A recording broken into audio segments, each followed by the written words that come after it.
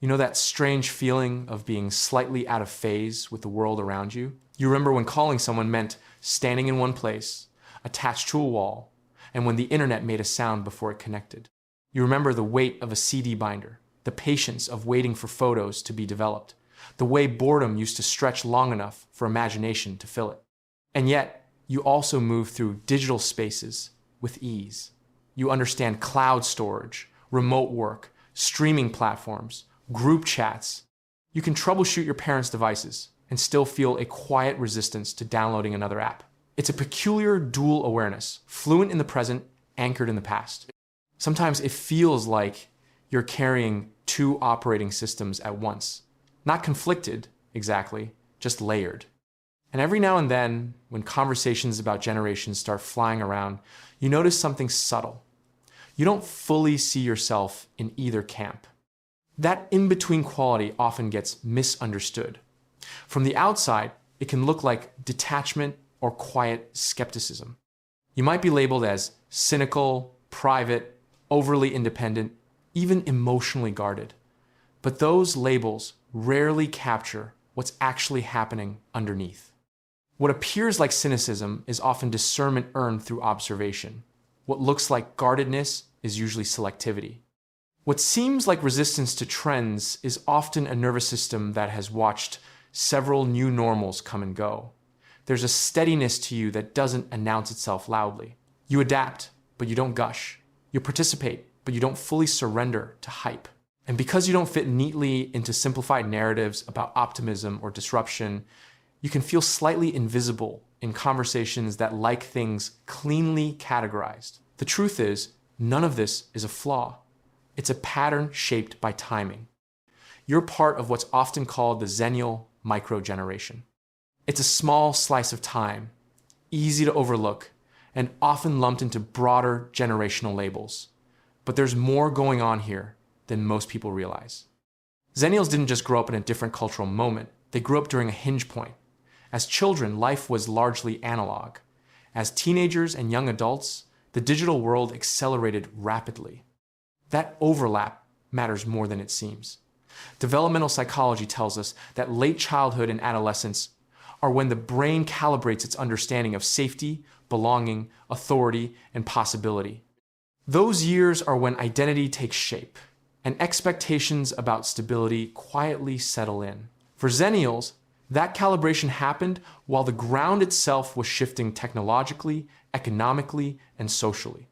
The world you were preparing for didn't stay the same long enough to feel predictable. Neuroscience adds another layer to this.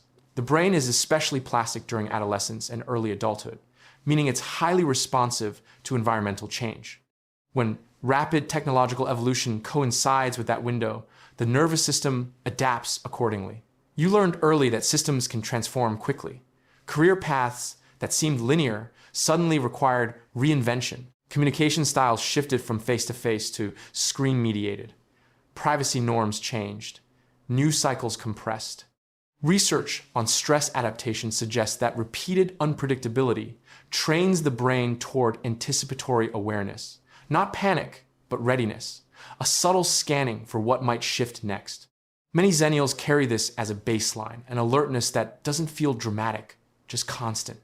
It's why you're often prepared for pivots at work, why you keep backup plans quietly in mind, why promises, even sincere ones, don't always fully settle your nervous system.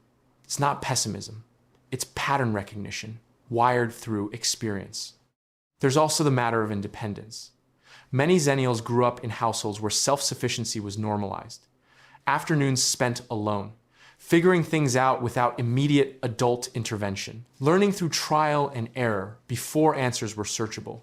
Developmentally, when children repeatedly solve problems independently, their brains strengthen circuits associated with autonomy and self-regulation. That becomes part of identity. As adults, this often shows up as competence and resilience. You can handle things. You don't crumble easily. You rarely wait around for rescue. But independence shaped this early can also mean you hesitate before asking for help. Your nervous system learned that support might not always be available on demand. So you internalize the skill of carrying your own weight. That doesn't mean you don't value connection. In fact, many Xennials crave meaningful connection deeply. It just means vulnerability may come with a pause, a moment of internal calculation before opening up. At the same time, you remember a version of connection that was slower and more embodied. Friendships that required physical presence. Arguments that dissolved without screenshots. Embarrassing phases that weren't archived indefinitely. That memory creates an internal contrast with today's constant exposure. Studies on digital behavior show that people who witness the transition from offline to online identity often have a heightened awareness of digital permanence. You saw the shift happen. You felt the before and after. So your privacy isn't secrecy, it's informed caution. You may share thoughtfully rather than impulsively. You might scroll without posting.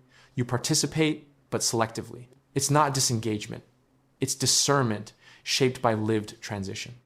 Another, often invisible aspect of Xennial psychology is the role of bridge. You can speak to older generations in a language of structure and patience, while also understanding younger generations' fluency in rapid change. In workplaces, you might translate expectations between leadership and emerging talent. In families, you're often the tech support and the cultural interpreter.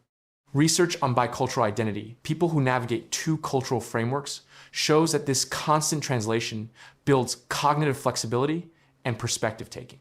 Xennials develop something similar, not between countries, but between eras.